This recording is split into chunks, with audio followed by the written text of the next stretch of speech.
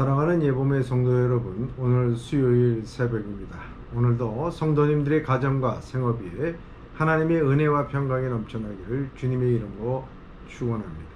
어서기 코로나19가 빨리 종식되기를 하나님 앞에 기도하는 바입니다.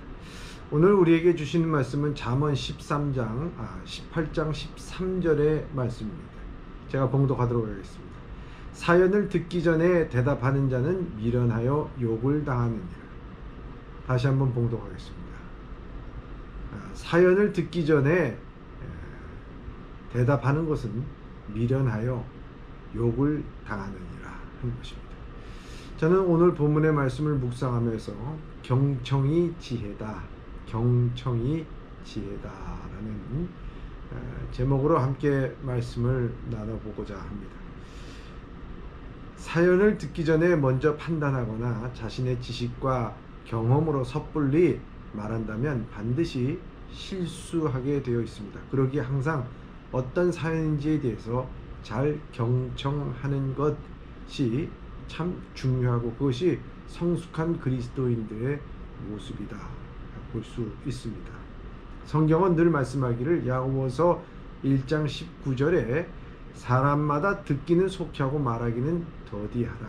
성내기도 더디하라. 사람이 성내는 것이 하나님의 의를 이루지 못함이라고 말씀하고 있습니다. 실질적으로 한 회사에 최고의 실적을 내며 열정에 가득 찬 회사가 있었습니다. 이 최고의 경영자가 어떻게 이토록 놀라운 조직을 구축했는지 그 비결에 대해서 읽어볼 수가 있었습니다. 그는 이렇게 말합니다. 사실 리더로서 제가 한 일은 거의 없다고 해도 과언이 아닙니다. 나는 다만 제가 부임한 이후 한 가지 시도한 것은 현장의 목소리를 들어준 것뿐입니다. 말단 배달 사원들의 뒤를 오토바이를 타고 2주간 동안 따라다녔습니다. 그냥 따라다닌 것 외에 특별한 것이 없었습니다. 그 후에 창구 직원들 곁에서 2주간 함께 있었습니다. 다시 전산실에 들어가서 함께 2주간 보냈습니다. 이렇게 몇 개월을 묵묵히 이야기를 들어주었더니 어느 순간 조직은 놀랍게 바뀌기 시작했습니다. 사람들에게 무엇을 요구하지 않고 나 자신이 먼저 조용히 귀를 기울여 그들의 마음속 깊이 감춰진 이유들을 이해해 주려는 그런 노력을 기울이면 강요하지 않고서도 어느 순간의 부통과 구성원들은 자신을 위하여 애쓰는 리더를 신뢰하게 되고 또한 자신이 이해받는 존재라는 것이 확실해질 때에 그 신뢰의 정도의 그 임계점을 돌파하고 그 순간부터 이 구성원들 각자는 내면의 보물이 쏟아지기 시작하는 법이라고 말합니다. 경청에는 두 가지 핵심 요소가 있습니다. 첫째는 자신을 비우는 것입니다. 사람은 누구나 자기만의 인식 틀이 있습니다. 즉 자기의 눈에 가장 잘 맞는 도수의 안경을 끼고 있는 셈입니다. 이는 마치 지문처럼 누구도 동일하지 않고 같은 상황, 사건, 사물을 볼 때도 누구나 다 동일하게 이해하지 않는 것입니다. 세상에 지문이 같은 사람은 한 명도 없듯이 이 삶과 세상을 이해하는 방식은 누구나 조금씩 다 다른 것입니다. 그럼에도 불구하고 내가 표면적으로 받아들인 것을 당연한 진실인 양 소리를 높이는 일은 마치 맑은 하늘을 의식하지 못한 사이에 먹구름으로 어느 순간 뒤덮이는 것과 같은 결과를 초래합니다. 결국 잘 들을 수 있는 비결은 내 인식의 틀과 무의식 중에 편견을 내려놓고 상대방의 입장으로서 슬며시 자리 바꿈하는 것입니다. 그 출발은 침묵 가운데 내 생각을 멈추는 일입니다. 둘째는 상대방을 인정하는 태도를 갖는 것입니다. 듣기란 결국 상대를 내가 먼저 이해해 주려고 하는 갸륵한 실천입니다. 이해는 영어로 understand입니다. under, 아래로의 stand, 쓰다입니다. 겸손히 상대를 인정하는 태도를 가질 때 비로소 내면의 소리가 들려오기 시작합니다. 상대를 이해하고자 하는 노력을 기울여 보길 바랍니다. 이야기에 집중으로 듣되 도중에 한 번씩 피드백을 해주는 것입니다. 여기에 3가지 영역이 있다고 합니다. 낮은 단계에는 앵무새 반응입니다. 이는 상대방 말을 그대로 반사해 주는 것을 말합니다.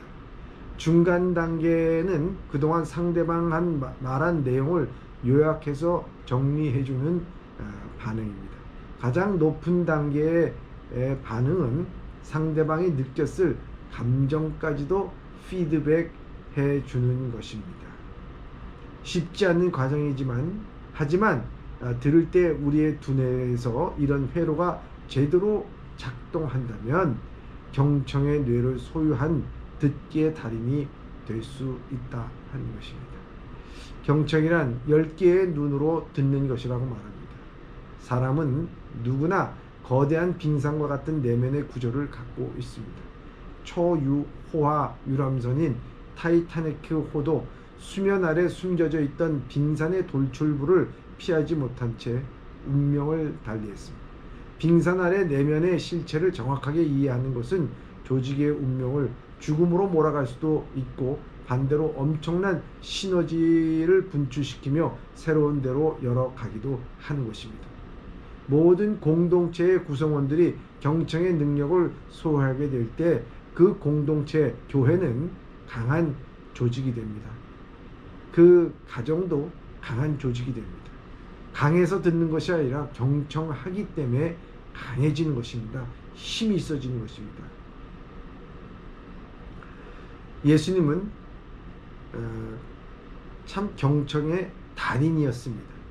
많은 사람들을 위로하고 또 이야기를 들어줬습니다.